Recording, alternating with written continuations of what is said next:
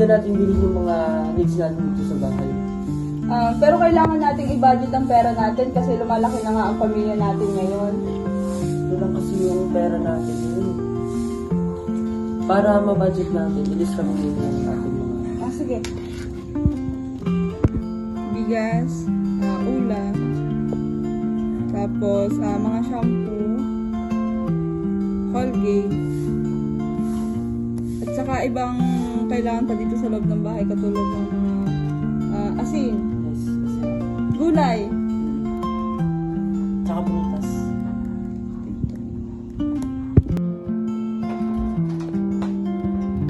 Naitay, pasan po kayo? mamimili kami. Gusto mo bang sumama? Sige po, Nay. Tara.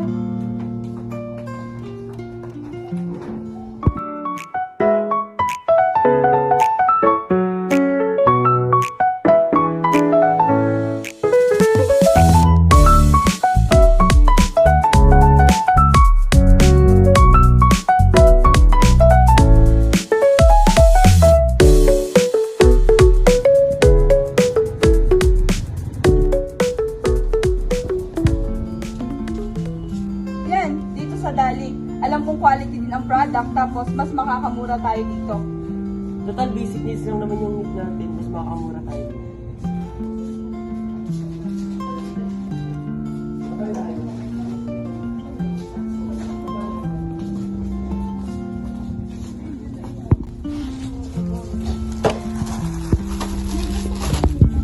Ay, wait lang anak. Tingnan mo muna ang quality ng product kung ito ay makakabuti sa atin. At unang-una yung expiration date.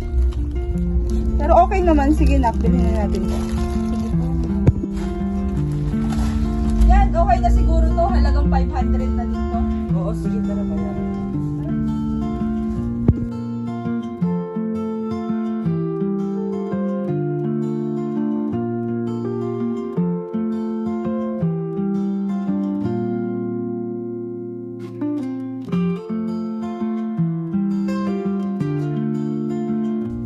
As a wise consumer, palagi piliin at prioritize sa mga pangangailangan.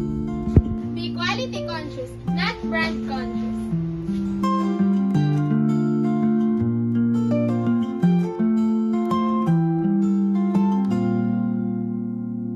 Right to education. Basic education empowers individual and helps break the cycle of poverty. Right to healthcare. Medical care, including preventive and emergency services, is a fundamental right. Right to clothing. Proper clothing is necessary for protection and dignity.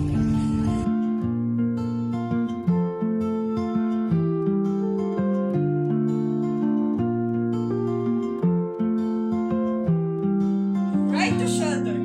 Adequate housing is essential for security, safety, and well-being.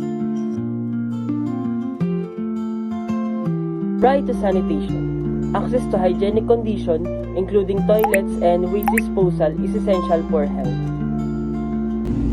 Every person should have access to sufficient, safe, and nutritious food and clean drinking water. Right to basic needs satisfactions refers to the essential goods and services that consumer requires in daily lives, including foods, clothing, housing, transportation, healthcare, and education. These basic needs are crucial for sustaining and developing one's life. Promote stability and peace by addressing basic human needs. We all know as a human is may sarili-sarili tayong pangangailangan.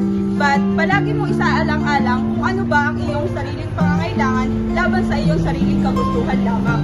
At mahalagang paalala na dapat isa katuparan ang kalidad ng produkto at kung ito ay safe para sa inyo. Yun lang, thank you po.